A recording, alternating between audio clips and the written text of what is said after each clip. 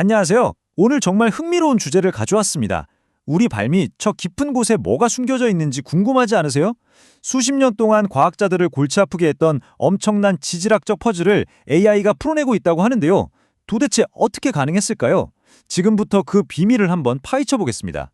자, 그럼 가장 근본적인 질문부터 시작해 볼까요? 땅을 파보지도 않고 어떻게 수마일 아래를 지도로 만들 수 있을까요? 눈으로 직접 볼 수도 없는데 말이죠. 이게 바로 오늘 우리가 풀어볼 미스터리의 핵심입니다. 그 방법이 바로 탄성파 영상이라는 기술입니다. 지각에서부터 저 깊은 핵까지 지구 속을 들여다보는 우리만의 눈이라고 할 수 있죠. 근데 이게 그냥 지구 속은 이렇게 생겼구나 하는 과학적 호기심 때문에 하는 게 아니에요.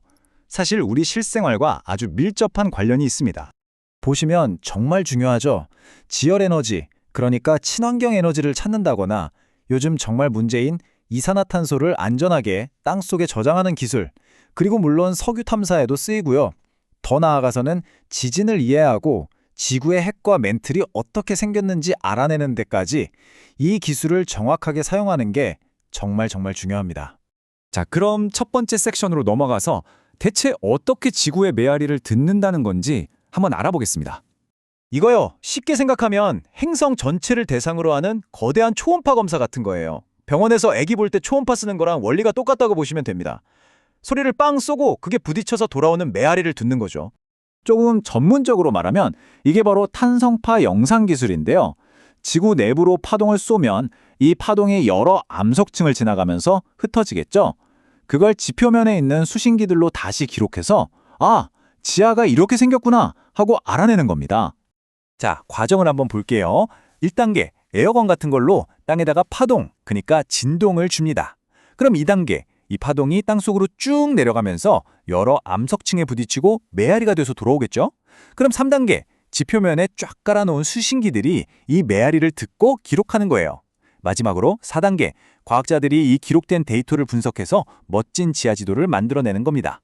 여기서 우리의 최종 목표는 바로 영문제라는 걸 푸는 겁니다. 말이 좀 어렵죠? 쉽게 말해서 우리가 얻은 건 메아리라는 결과잖아요.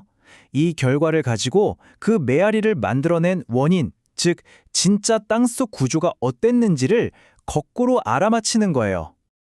자, 그런데 말입니다. 이 과정이 그렇게 간단했으면 제가 오늘 이 얘기를 안 했겠죠.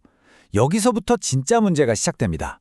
수십 년 동안 지구 물리학자들의 머리를 싸매게 만든 거대한 지질학적 미로가 나타나는 거죠. 문제는 이거예요. 그 수많은 메아리들을 모아서 선명한 그림 하나로 다시 만들어내는 거예요. 이게 정말 어마어마하게 어렵습니다. 이 그림을 보시면 확 와닿을 거예요. 이걸 수학적으로 표현하면요, 정답을 찾는 과정이 이 복잡한 지형에서 가장 낮은 지점을 찾는 것과 같아요. 저기 맨 아래 움푹 파인 곳, 저기가 바로 진짜 정답인 전역 최소값이거든요. 근데 문제는 뭐냐? 저기까지 가는 길에 온갖 작은 웅덩이, 그러니까 가짜 정답인 지역 최소값들이 널려 있다는 겁니다. 함정이죠, 함정. 이런 비유는 어떨까요? 여러분이 칠흑 같은 밤에 눈을 가린 채로 거대한 산맥 한가운데에 서 있어요. 그리고 미션은 가장 낮은 계곡을 찾아라 입니다. 걷다 보면 발이 푹 빠지는 작은 도랑을 만나겠죠? 그럼 여기가 바닥이구나 하고 착각하기 너무 쉽지 않겠어요? 바로 이겁니다. 그 결과가. 왼쪽이 우리가 진짜 찾아야 하는 선명한 지도고요. 오른쪽은 그 가짜 정답, 그러니까 엉뚱한 계곡에 빠졌을 때 나오는 결과물이에요. 완전히 왜곡돼서 아무짝에도 쓸모없는 이미지죠. 아니, 근데 왜 이런 문제가 생기는 걸까요? 그 근본적인 원인은 바로 사라진 낮은 음들에 있습니다. 이게 무슨 말인지 다음 섹션에서 자세히 알아볼게요. 그러니까요. 도대체 뭐가 이렇게 위험하고 복잡한 수학적 지형을 만드는 걸까요? 정답은 바로 파동의 주파수입니다. 주파수에는 크게 두 종류가 있어요. 먼저 고주파. 이건 해상도가 높아서 아주 세세한 부분까지 보여줘요. 근데 치명적인 단점이 있죠. 아까 봤던 것처럼 길에 함정을 엄청나게 많이 파놓습니다. 반면에 저주파는요, 이미지가 좀 흐릿하고 뭉개져 보여요. 대신에 정답으로 가는 길이 아주 매끈한 그릇 모양처럼 생겨서 함정이 거의 없어요. 한 방에 정답을 타줄 수 있는 거죠. 자, 영상으로 보면 차이가 확실하죠. 왼쪽 고주파는 엄청 촘촘하고 복잡하게 막 떨리면서 나아가고요. 오른쪽 저주파는 느릿느릿 부드럽게 퍼져나갑니다. 딱 봐도 성격이 완전 다르죠? 그러니까 가장 이상적인 방법은 딱 정해져 있어요. 먼저 저주파를 써서 진짜 정답은 대충 이 동네에 있구나 하고 큰 그림을 잡는 겁니다. 올바른 계곡을 찾는 거죠. 그 다음에 고주파를 써서 그 안에 디테일을 선명하게 채워 넣는 거예요. 완벽한 계획이죠? 근데 바로 여기에 수십 년 동안 과학자들의 발목을 잡아온 결정적인 문제가 있었습니다. 그 길잡이 역할을 해줘야 할 저주파 데이터를 얻는 게 현실적으로 너무너무 어렵다는 거였어요. 거의 불가능에 가까웠죠. 자, 그리고 드디어 오늘의 하이라이트입니다. 이 오래된 난제를 완전히 새로운 방식으로 풀어버린 AI의 기가 막힌 해결책이 등장합니다. 그 기술의 이름은 바로 대역폭 확장입니다. 말이 좀 어려운데 쉽게 말하면 이거예요.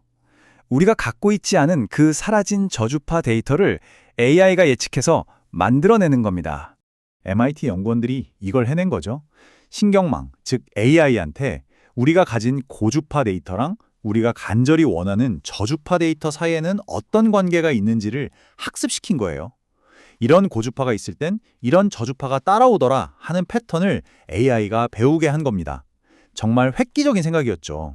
이 연구를 이끈 로랑 드마네 교수가 직접 이렇게 말했습니다. 신경망이 이 분야의 가장 큰 어려움을 해결할 능력을 열어주었다고요. 말 그대로 AI가 없는 데이터를 만들어낸 거예요.